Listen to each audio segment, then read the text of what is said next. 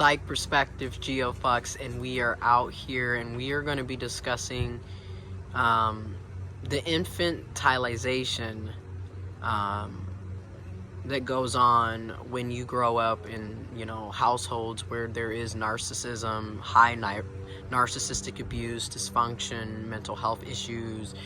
It's a lot going on. Trauma, it's a lot going on. So let's talk about it. So, first of all, when you have controlling people, because really when you look at narcissism, one of the biggest aspects of it, especially growing up in a narcissistic household, is control. They want absolute, total control. They're essentially authoritarians, right? That's basically what they are. There's no room for anyone else to have any different thoughts, any different emotions, feelings, your own personality, your own style. It's all about control. Now, speaking from a personal, my personal lived experiences, growing up in my household with my grandmother, it was all about control and image.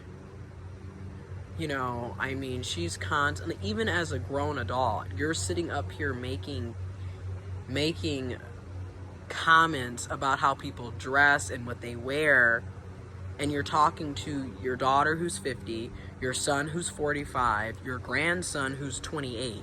You're talking to grown men and women, grown adults, about how they're dressing and how they should wear it like this and do it like this. And again, it's all about control. We're adults. We don't have to dress the way you want us to dress. We don't even have to listen to you. In fact, we don't.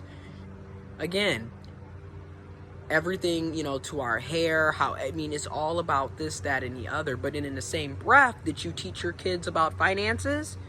Did you teach them how to save money? How to make money? No.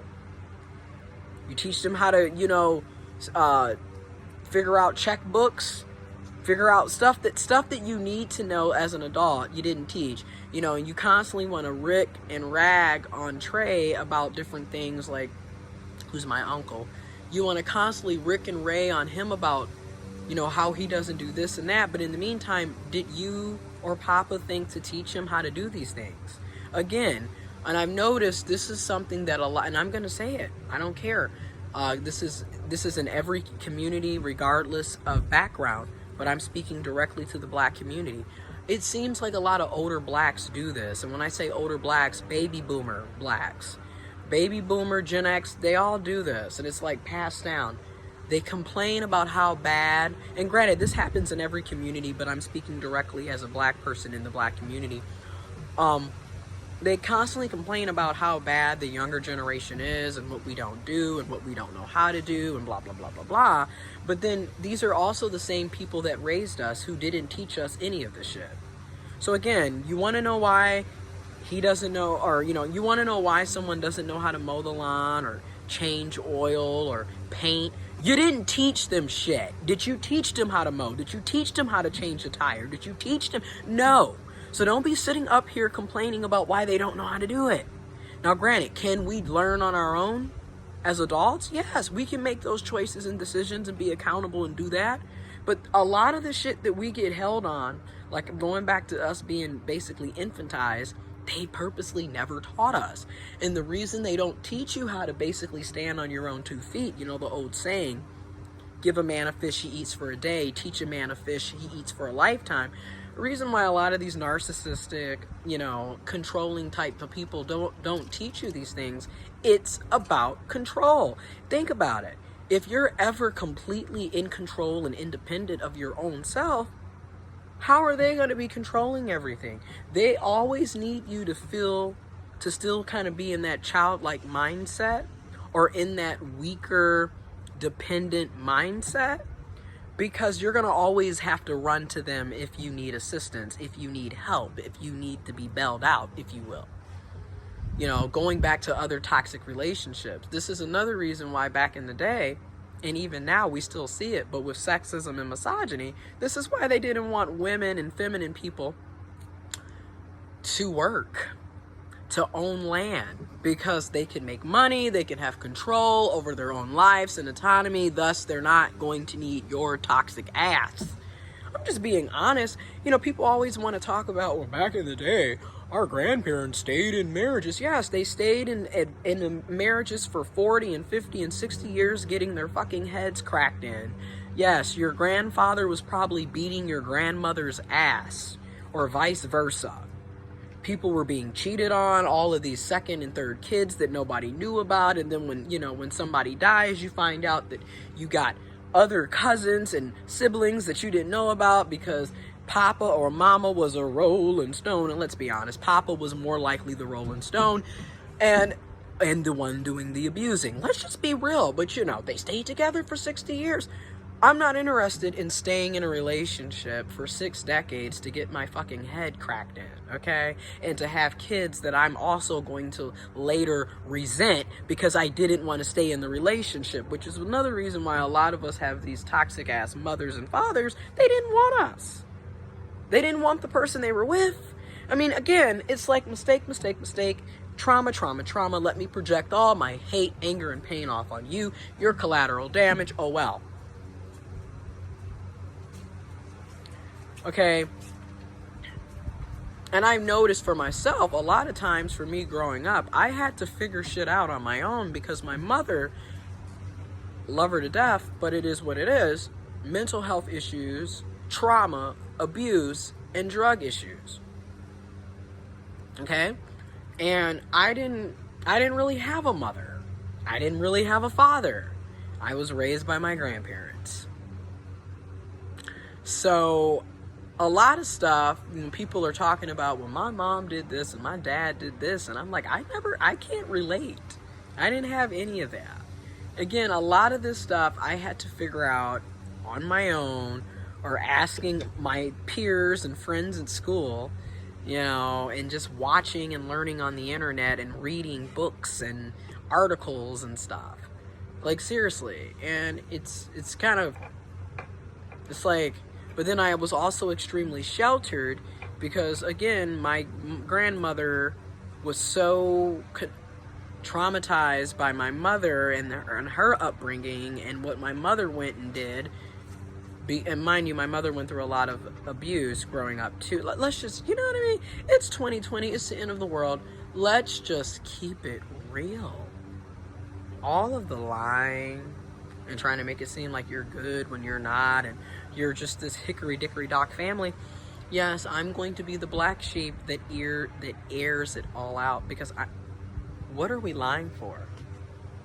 Our lives have been fucking miserable. The only reason why it seems like our lives haven't been as miserable, and I recognize the privilege, I recognize it, but it's because financially we've always been stable. Knock on wood. Thank you, universe. I guess we got something good out of it, if you will. But outside of that, it was extremely physical abuse, mental abuse, back and forth. The stuff that my uncle and mother went through, holy shit. The stuff that my grandmother went through, holy shit. The stuff that my grandfather, the stuff that, it's ridiculous. And then I'm always like, well, it wasn't as bad for me. That's how I always would think about it.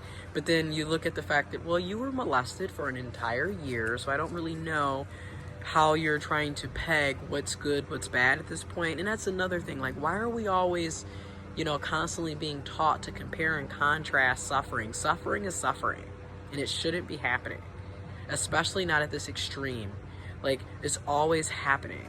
And the fact that my lived experiences are so common in society at large, and especially within the black community, is sad and appalling.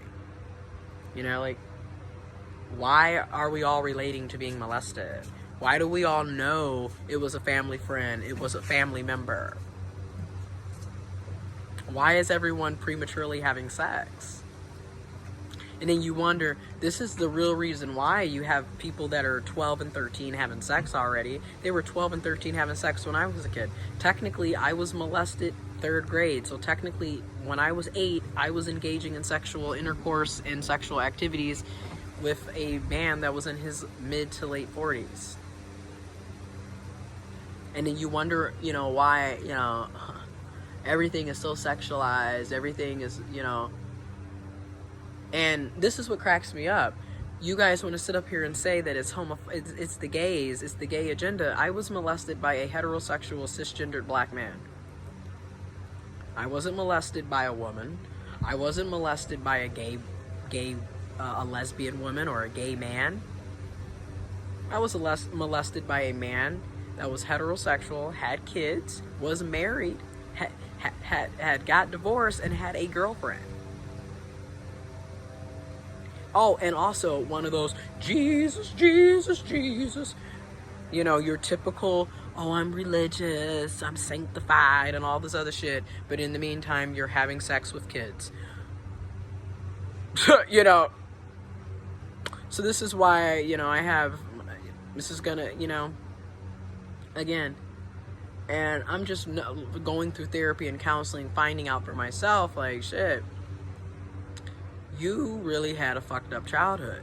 And that's another thing, going back to the toxicness with the narcissistic family, they always downplay what took place because they're always lying. And then they got the nerve to want to tell you not to lie, but yet that's, again, the projection and the gaslighting and the hypocrisy. They're telling you not to lie, yet they're lying to your face every day, and they're lying to everybody around them. This is, the whole keeping up with the Joneses. Everything's about image and control with these people. We gotta look like we're the Stepford family and the Bill Cosby family. Like, oh, we're educated, we're black, oh my God, we got money, oh my God.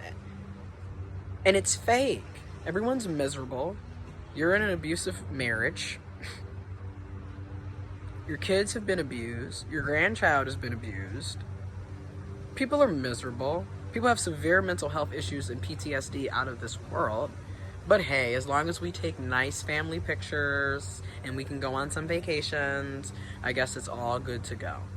I guess as long as you can order all the bullshit you can off Amazon and whatever website, it's all good to go. And that's another reason why I think, me personally, I don't care. So let me put it like this. I care about the well-being of society, but if you notice, I'm not going to say if you notice, people who know me know. I don't care about materialistic shit for various reasons, because I grew up in a household where instead of saying sorry, instead of conveying sorry and having those deep conversations about how your behavior was wrong and I'm never going to do this again, I'm going to correct myself, and actually expressing these emotions, no one ever said sorry. Instead, you would just get like, here's a new video game system, or here's a couple of 50s, here's a few hundred. So I was always basically taught that money and gifts, that's the sorry. So as I grew older, I really got away from, like, I don't care about, like, don't get me wrong, it's a nice gesture, but materialism is not an apology. Especially when you go right back to doing the same shitty shit. And that's another thing that has happened to me, like, over and over in my household. It's like, oh, we won't do it again. Oh, I'm not gonna be like that, da-da-da-da-da. And then literally 2-3 days later, you go right back to the same toxic ass behavior, which proves my point. When you're dealing with narcissists, the love bombing is going to last shorter and shorter and shorter and shorter. Eventually, they're gonna go right back to their behavior. They don't care. And that's what I'm just, seeing with this. It's like, how many times do we have to go over the same shit? Again, I remember over 10 years ago, us having this conversation with my grandmother, telling her, look, if you don't have anything good to say, shut up. This was like a straight up conversation that we had with her. My mom and me and my grandmother. Because the name calling, the belittling, and then you wonder why we don't have self-esteems. You wonder why, people struggle with that, because literally in our household, it was just off rip.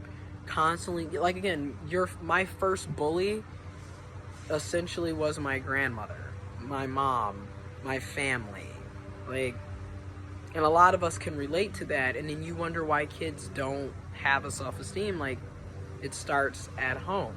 If you want your kids to be, you know, having a self-esteem, then you need to be speaking love, light, and positivity. And I always tell myself, like, if I ever have a kid, which as of right now I don't want one, but if I ever have a kid, I'm not going to be name-calling and belittling them. I'm not going to be disrespecting them. You know, you're an adult and you're sitting up here making fun of your own child. And I used to always think, like, you know, damn, if I'm ugly and stupid, then you're ugly and stupid because I came from you, you dumbass. But again, this is the type of shit that goes on in our community and in the society at large, and everybody thinks, oh, it's not that big of a deal. Yeah, it's going to be a big of a deal when you're an adult and you're having all of these issues internally, mentally, personally, and then you wonder why the relationships you have with other people are just as fucked up and dysfunctional. And then you start realizing your relationships resemble the relationships you have with your fucking family members, with your parents, because again, humans, we're creatures of habit, you know. And that's why I'm like, to a certain extent, you're products of your environment. If you grew up with people making fun of folks and disrespecting, and, you know, people saying sorry and then going right back to doing the same shitty ass behavior, and you grew up seeing physical abuse and mental abuse, and you were sexually abused, you're gonna have you not always the case, but more than likely, you're gonna have a very fucked up view of shit. You're gonna have some issues. And these are the conversations that need to be had instead of sitting up here ignoring all of the elephants in the room.